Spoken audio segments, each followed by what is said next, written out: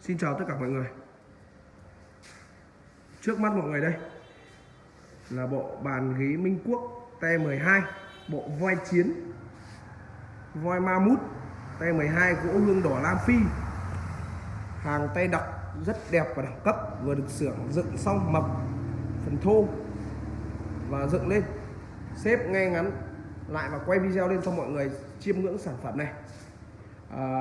Hàng này của xưởng gồm 6 món, đoạn dài 2m17, bàn thì được 75 x 1m50, ghế ngắn được 90 cm, khuôn tranh dày 6 phân, ván dày 1,5 phân, rất đẹp và đẳng cấp,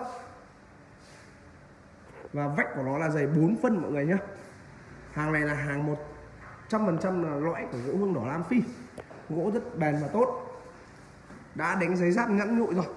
Và mọi người muốn mua sản phẩm này hàng thô thì xưởng bán với giá là 38 triệu đồng, còn hoàn thiện lên thì sẽ là 44 triệu. Hàng rất đẹp và đẳng cấp. Đây là gỗ hương đỏ Nam Phi mọi người ạ. Bàn và đôn đều đục cảnh rất đẹp, bàn và đôn đều có ngăn kéo mọi người ạ.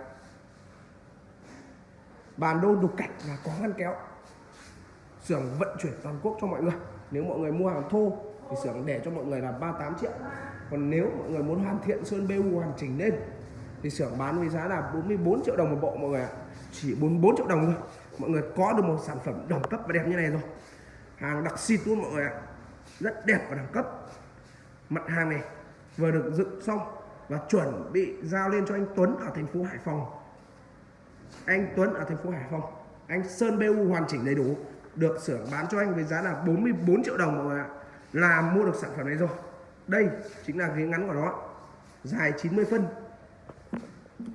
Đây là bộ ghế ngắn của nó, đây đục Minh Quốc voi rất đẹp. Đây chính là bộ voi ma mút, voi trầu trời rất đẹp.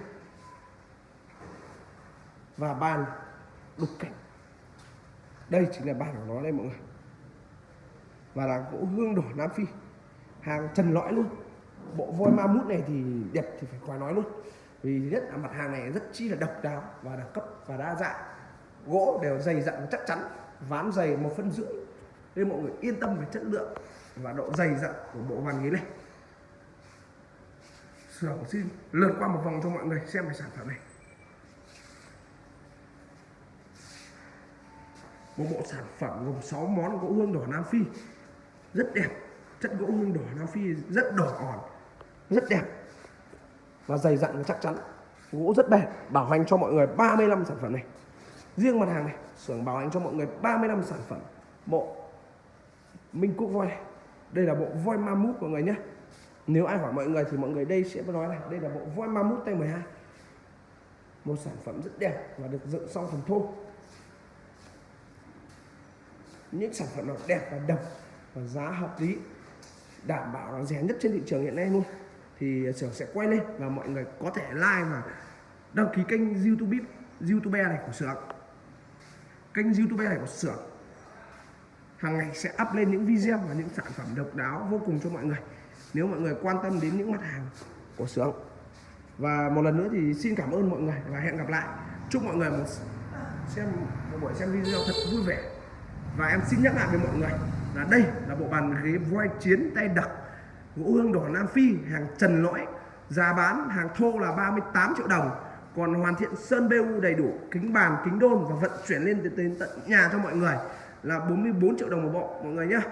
Xin nhắc lại là 44 triệu đồng là mọi người mua được sản phẩm này rồi. Đây chính là con voi ma mút, hàng tay đặc của nó đây. Đây chính là con voi ma mút, hàng tay đặc của nó. Một lần nữa xin cảm ơn mọi người và hẹn gặp lại. Chúc mọi người một buổi xem video thật vui vẻ. Mọi người nhớ chia sẻ cái video này cho em và đăng ký kênh này của em mọi người nhé. Xin cảm ơn.